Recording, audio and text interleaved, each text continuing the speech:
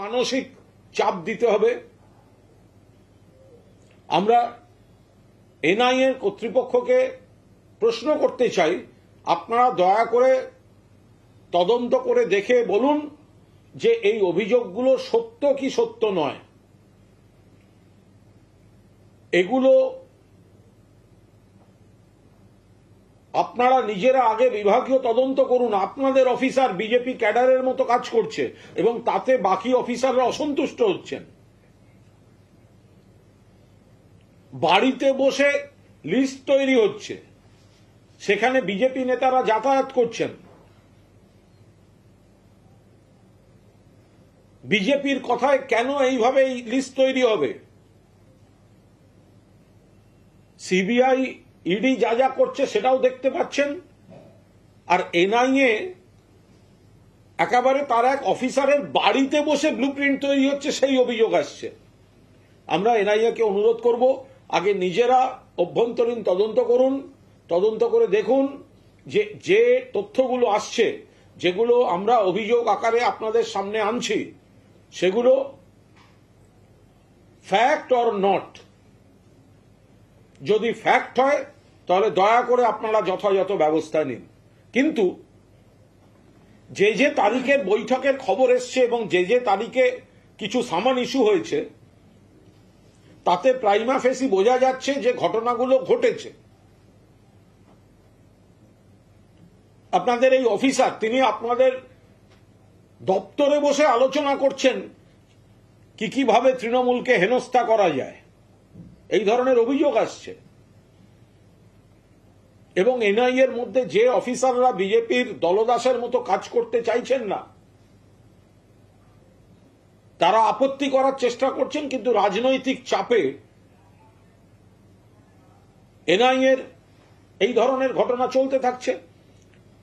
আগামী কাল থেকে আপনারা আবার 2-3 জায়গায় রেড করার পরিকল্পনা রেখেছেন, সেই খবর আমাদের কাছে এসছে। আমরা জানতে চাই এটা সত্যি না সত্যি নয়। বিজেপির হয়ে এই দালালিটা আপনারা করছেন কি করছেন না, এনআইএ নিজেরা তদন্ত করে দেখুক।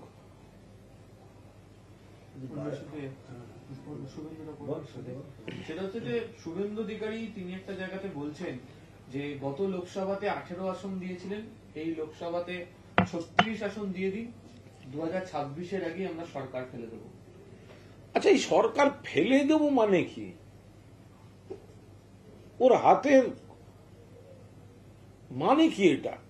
সরকার ফেলে দেবো? একটা ইলেকটেড সরকার, যে ভোটটা হচ্ছে সেটা লোকসভা নির্বাচন। আগে দিল্লির সরকার বিজেপি থাকবে কিনা সেটা সামলাক। বাংলার সরকার ফেলে দেবো মানে কি? এত বড় ঔদ্ধত্য। বাংলার মানুষের সমর্থনে তৃতীয়বারের মতো নির্বাচিত সরকার ফেলে দেব? গতবার 18, সেটাও বাড়াবার কথা বলছি। আমি বলছি গতবার 18 আর এবার 1 থেকে 8-এর মধ্যে বিজেপি।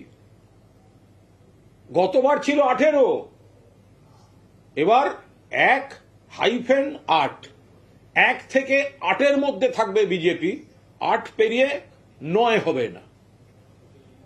এই যে বারবার ধরে বলা, এটা কি কোথাও ষড়যন্ত্র হচ্ছে ফেলে দেওয়া? Vocal tonic. বিজেপি হেরে গিয়েছে 30 থেকে 35টা আসন, তৃণমূল কংগ্রেস জিততে চলেছে অ্যাজ অন টুডে। এটা আমরা বাড়াবার চেষ্টা করছি।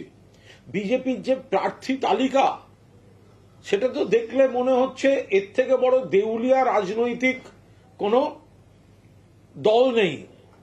কোথাকার মাদক ব্যবসায়ী, কোথাকার এই একদিকে গোষ্ঠীবাজি, এইসব কাণ্ড কারখানা করে এরা তো নিজেদের দেউলিয়াপনা দেখিয়ে দিয়েছে।